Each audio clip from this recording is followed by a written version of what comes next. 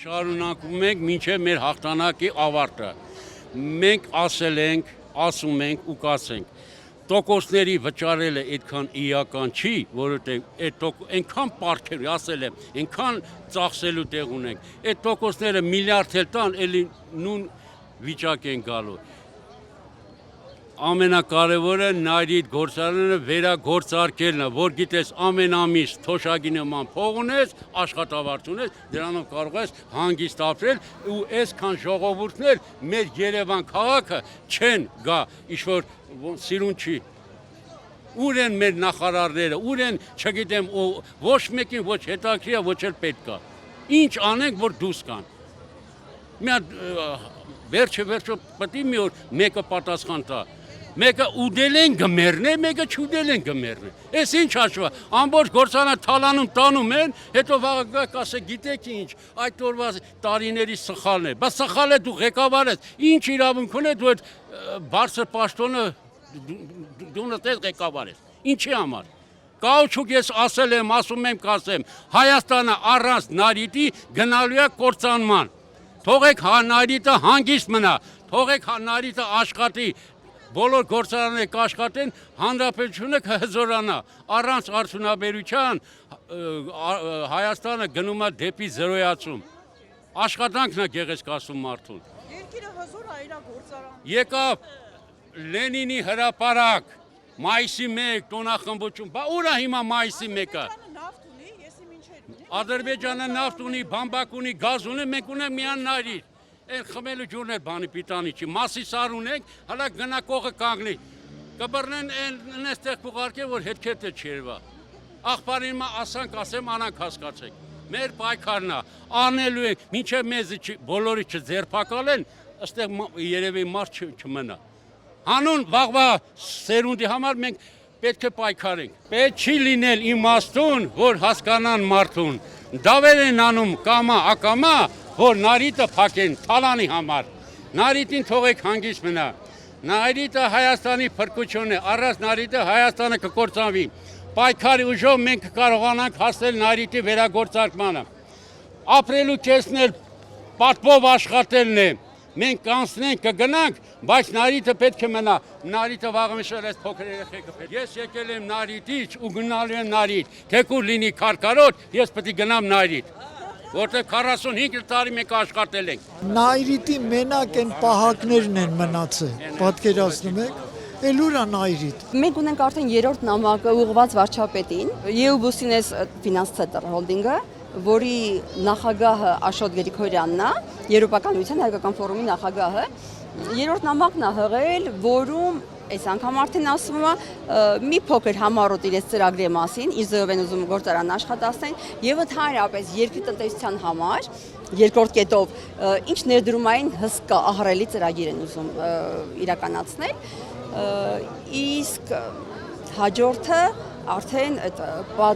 պատվիրակության անդամների 11 հոգու անուններն է, որոնք տարբեր երկրներից են,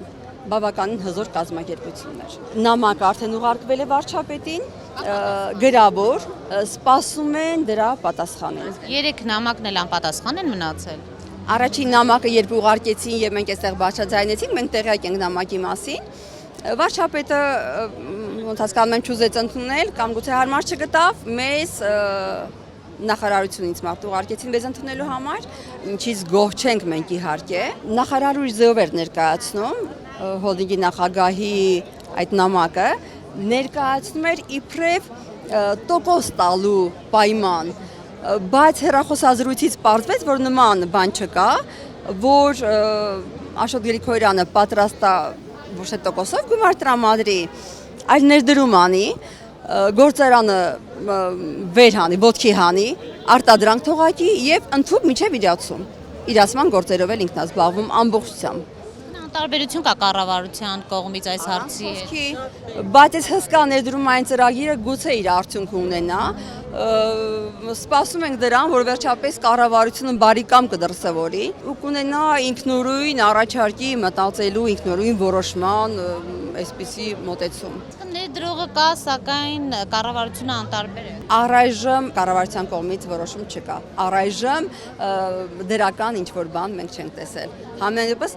նախարարը դրականորեն չէր տրամադրված։ Տեսենք ինչ կլինի։ Այսպես քանի նայրիցի է, այսպես ասած դրսում մնացել։ Շատ քիչ քանակ է որ գործ են ճարել։ Այս պահին Հայաստանում որտեղից աշխատող, 200 հոգի հավաքված են։ Միգուցե ավելի, հա։ Եթե այս մարդիկ աշխատանք ունենային, նրանք չէին կարողանա այստեղ կային, որ գործատուն թույլ կտա գործի ժամին դուրս գալ։ Ամբողջ կյանքս Նայիրիտում եմ աշխատել։ Ու այս ընթացքում փաստորեն առանց աշխատանք եք մնացել, որևէ տեղ։ Ես հիմա արդեն այն տարիքում եմ, որ նույնիսկ չեմ փնտրում աշխատանք, ես այս աշխատունակ մարդկանց մասին եմ ավելի լավ մտածում, որ եւ մասնագետ են, եւ գիտուն են իրանց գործի մեջ, բայց այսօր ոչ մի աշխատանք չունեն։ Օրինակ քիմիկոսը ուրիշ տեղ որտեղ կարող աշխատանք ճարի, եթե ոչ քիմիական գործարանում կամ այդ Նայիրիտի հիման վրա ախր դուք չեք պատկերացնում Սոյուզում Սովետական միությունում Հայաստանում քիմիան այնպես էր զարգացել եւ արդյունաբերություն եւ գիտության կողմից եւ որ գալիս են ուզում են մեզ մոտ ստուգում անեին մինիստրությունից կամ կուսակցական կոնտրոլից այդպես դեպքը գիտեմ որ գնացել են Մոսկվայի ինստիտուտ ասել են մասնագետ մեզ ուղեկցեն գնանք Նայիրիտ ստուգենք ինչ որ հարցի ասել են գնացենք իրանց գիտնականները ինժեներները մեզնից լավ գիտեն այդ հարցերը ավելի լավ ձեզ կպատասխանեն ամեն ինչը փոշի դարձավ այսօր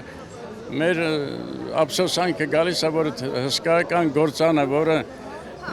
հիմքն էր եւ գիտության զարգացման Մնջոյան ինստիտուտ կար Միքայելյան ինստիտուտ կար անօրգանական քիմիայի օրգանական քիմիայի տոն կար գանիշկա քիմիայի համաշխարհային մակարդակի գիտություն էր զարգացած այդ Նայիրիտի հիման վրա որտեղ այդ արտադրությունը պահանջում է նաեւ գիտության լավ զարգացում ամեն ինչ փոշի դարձավ այսօր մենք դրա համար ենք զղջում դրա համար ենք ափսոսում